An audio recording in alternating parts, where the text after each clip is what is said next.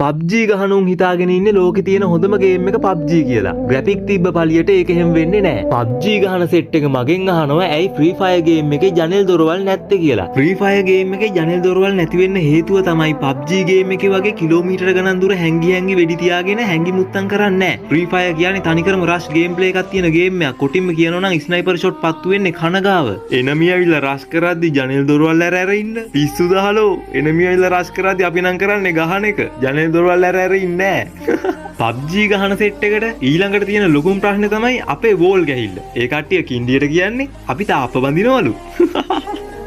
ඒක නම් ඒ කට්ටිය කියන්නේ ඉරිසියාවට. මොකද ඔය PUBG මැප් ලොකුයිනේ. ඕවයි මැද ඕපන් ග්‍රවුන්ඩ් එක සෙට් වුණාට පස්සේ වටේම ඉන්න එනිමින්ගෙන් බුලට් ටික කාලා මැරිලා යන්න වෙනවනේ. කිසිම කවර් එකක් නැහැනේ. ඉතින් PUBG ගහන සෙට් එකටත් වෝල් ඕන. ඒක හිත යටින් තියාගෙන අපිට ඉතින් කින්ඩියට එක එකේව කියනවා අපි තාප්ප බඳිනවලු, මේසන් වැඩ කරනවලු. මන් දන්නේ නැහැ ඉතින් PUBG කම්පැනිට කියන්න මහ රික්වෙස්ට් එකක් කරන අපිට තාප්ප දෙන්න කියලා. මොකද අපිට අනම්මනම් කීයක ඉඳලා වැඩක් නැහැනේ. ඔයගොල්ලන්ට තාප්ප ඕන. PUBG ගහන අය අපිත් එක්ක ඉරිසියයි. ඒ කට්ටියටත් Free Fire ගහන්න ආසාව තියෙනවා. ඒත් ඒ කට්ටිය ගහන්නේ PUBG නේ. හරි දුකයි යාළුවේ මට ඔයාලා ගැන.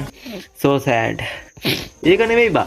ඔය PUBG ගහන content creatorsලා ඉන්නවද ලංකාවේ? ඔය PUBG content creatorsලා මම නම් තාම එකෙක්වත් දැකලා නැහනේ. ඉන්නවනම් reply video එකක් දෙන්න බලන්න.